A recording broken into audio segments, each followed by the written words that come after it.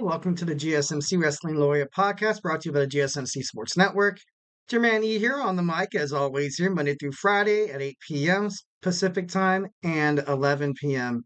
Eastern time. Hope you guys all had an amazing Mother's Day weekend. Moms, I hope you guys know that you're special and you mean just the absolute world to your children, to your husband, and just overall to your family. Thank you for tuning in to the GSMC Wrestling Laureate Podcast, brought to you by the GSMC Sports Network. We have a great show for you today lined up. We're going to talk about WWE Smackdown preview, also our WWE Monday Night Raw review. And then third segment, we're going to talk about how injuries have been plaguing the WWE, not just the WWE, but just the king and queen of the ring tournaments.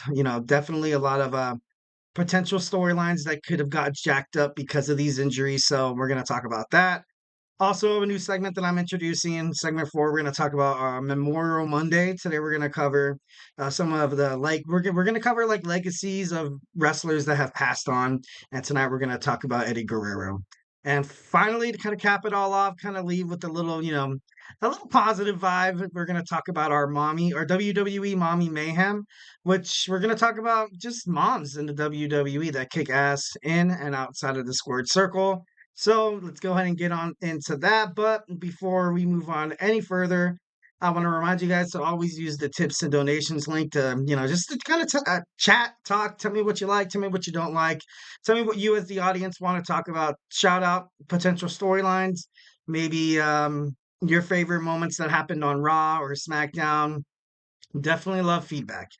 Definitely love feedback. We love positive feedback as well. So, like I said, just put your questions up on top so I can see it. Um, this really does help the show, guys. Peace, love, and positivity all the way at the GSMC Sports Network. The link is the GSMCpodcast.net. So, like I said, we have a lot of things to kind of jump on into. So let's go ahead and get started. So we're going to talk about WWE Smackdown review. It was a good Smackdown. Honestly, I thought it was pretty badass, pretty cool. The show started off with Nick Aldis introducing Cody Rhodes.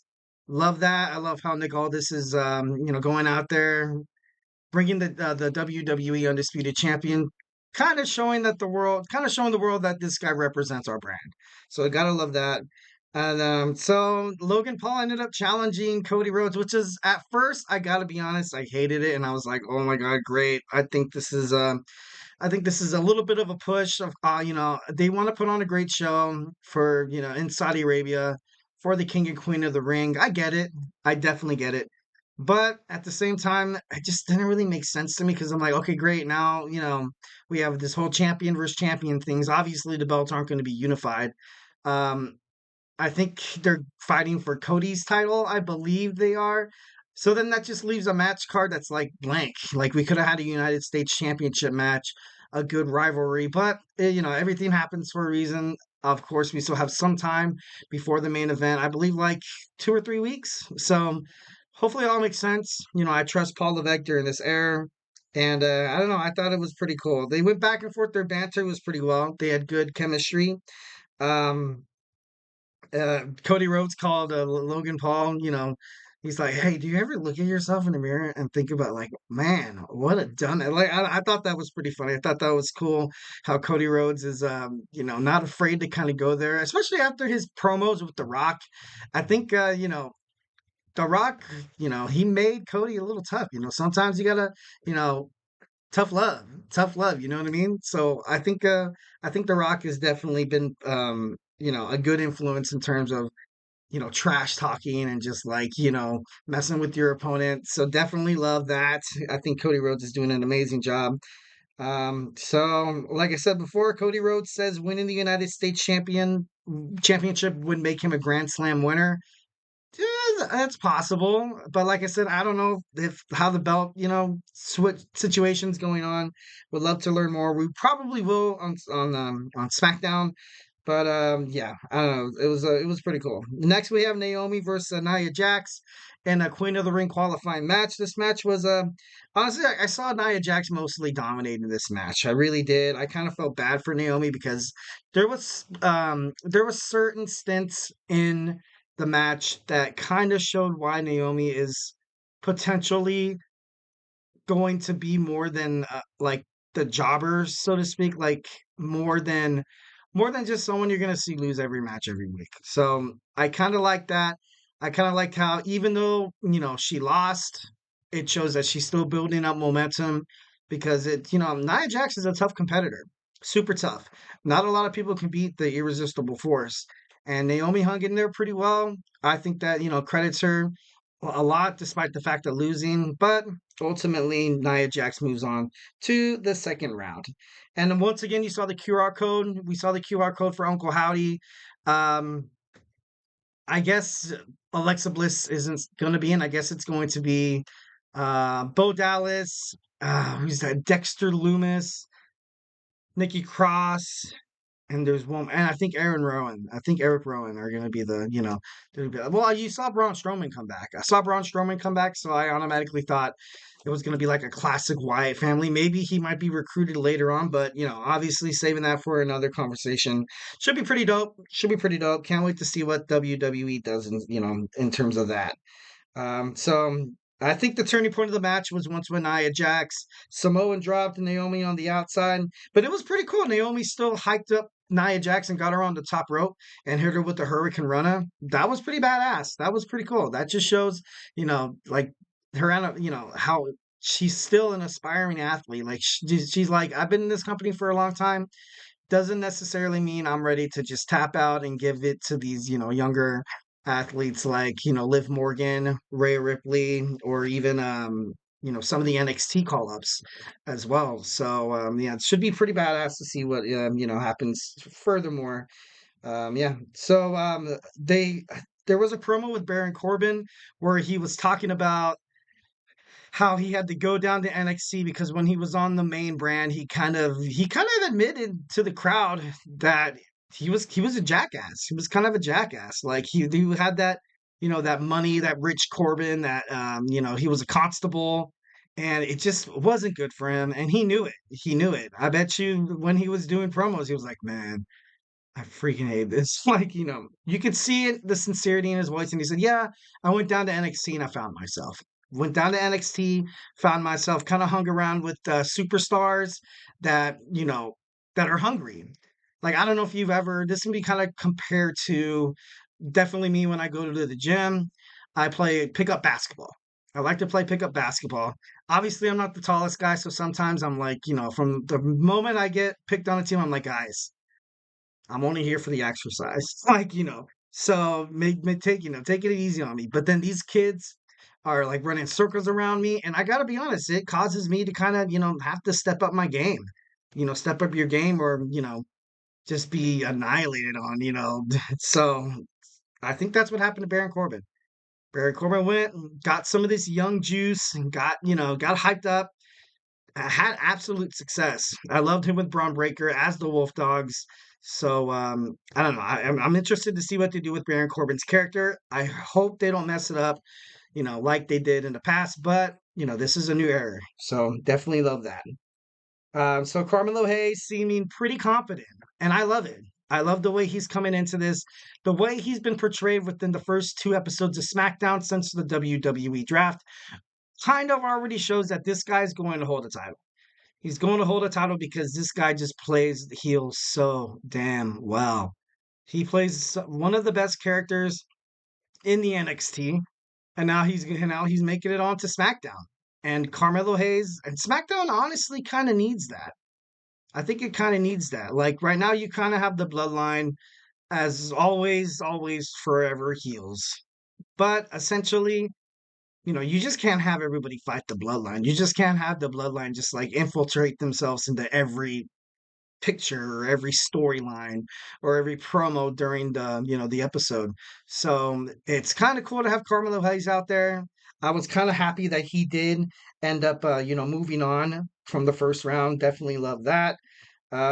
So he stole the match, which was pretty freaking cool against Baron Corbin. Constant heel, constant heel mentality, constant heel win. And yeah, so Carmelo Hayes is moving on to the second round. Next, we saw Piper Niven against Jade Cargill. Jade took a lot of punishment in this match, and I think, like I said before, she was kind of like riddled with injuries coming out from AEW. So obviously there's was a lot of concerns, especially me as a WWE fan. I was super excited to get her. Obviously one of the hottest free agent pickups in the professional wrestling industry. I guess Triple H also pursued Will Ospreay, but Will Ospreay didn't really want anything to do with WWE. But no, we picked her up. We picked her up. WWE really, really good. Piper Niven.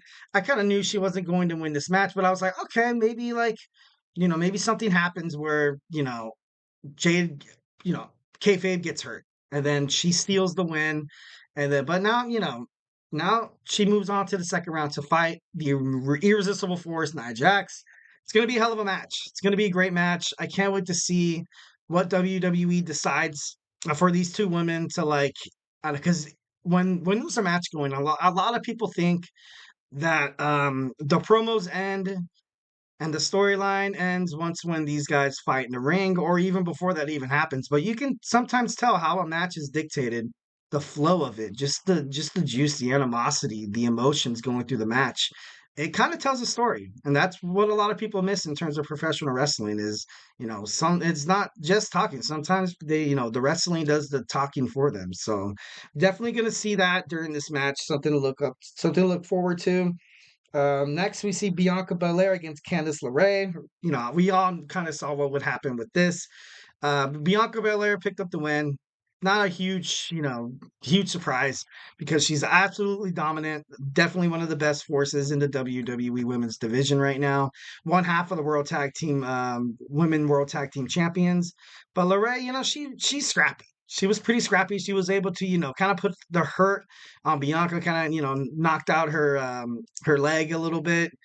So she's LeRae. She's scrappy. She's definitely pretty scrappy. So and then Shinsuke Nakamura cut a promo. And I thought it was pretty cool, to be honest. He said no one is safe on SmackDown, meaning that he's probably going to attack somebody pretty soon. Attacking somebody pretty soon. I'm just trying to think of something that would make sense. Obviously, right now, you kind of have the Logan Paul, you know, Cody Rhodes. They are trying to build up something for their promo for their match. The only thing I can really see him is kind of have him like feuding with perhaps one of the other faces or baby faces in WWE SmackDown. It wouldn't really shock me if he feuds with Baron Corbin. Honestly, I think Baron Corbin would be a good match against Shinsuke Nakamura. I think they would have an amazing rivalry because of their in-ring capability. So I definitely think that's definitely could be on tap. And like I said before, the bloodline just going crazy. So it's been confirmed that Heyman was ultimately not trying to trigger or not trying to send a signal to Jey Uso that kind of like, hey, like you need to come back in here, man. This bloodline's getting out of control.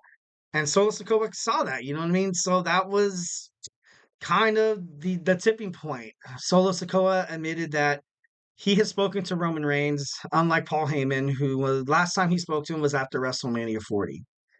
Solo Sikoa said that as of this moment, or as from the tribal chief, he anoints Solo Sikoa basically as kind of like an interim, tribal chief. Is it true? Is it true? Could be, could be, but this would ultimately kind of build up, the promo of these guys eventually fighting each other between Solo Sikoa and Roman Reigns. So, could be true, could not be true. We'll see what happens after that. But he is, by orders of the tribal chief, assuming the roles of of what Roman Reigns had. So next we see Tama Tonga fighting D'Angelo Dawkins. Tama Tonga advanced. The Pride, honestly, they were laid out, and this I thought that was disrespectful. Montez Ford tried his best to help out D'Angelo Dawkins, but once again, the outside ring interference, the numbers game, just the carnage that comes along with the bloodline, ultimately, seized Dawkins' attention. Then Tamatonga was able to, he was able to do what Tamatonga does and just take advantage of the opportunities that come in front of you. So, definitely thinking that this is going to add on to perhaps another feud, like kind of what I was talking about. Like if Bobby Lashley would have fought Tamatonga, kind of creating a nice little, storyline between Bobby Lashley taking on the new tribal chief, Solo Sikoa. It could be could happen.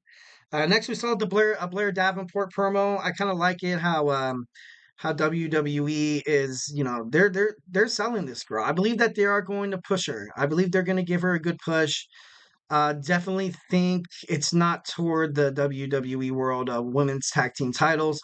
I would say more or less. Well, it has to be Bailey. It has to be Bailey. But hey, if they bring in the WWE Women's Intercontinental Championship, no, I'm just kidding. No, no, but that would be an amazing idea. Definitely. I actually have a podcast, where I went on or I have a segment and I went on a rant about how it would be such a good idea to have that. So, and then the next week we're gonna have a contract signing with Cody Rhodes and Logan Paul. The main event, AJ Styles lost to Randy Orton, and it was a great fight. It's a great fight, but once again, hitting the RKO out of nowhere, Randy Orton advances in the King of the Ring. So definitely was a great SmackDown. Looking forward to next week's SmackDown. Well, guys, don't go anywhere. We're going to go ahead and hit up our WWE Monday Night Raw preview. What to expect from tonight. It's airing live right now on the West Coast, so I'm definitely excited to see it. So, and I swear to you, I have not watched a single shred of it. I know it aired on the East Coast already. I have not checked TikTok, Instagram, Twitter, /X or whatever. So, yeah, but let's take this ride together and just, preview WWE Monday Night Raw. So, hey, stay tuned.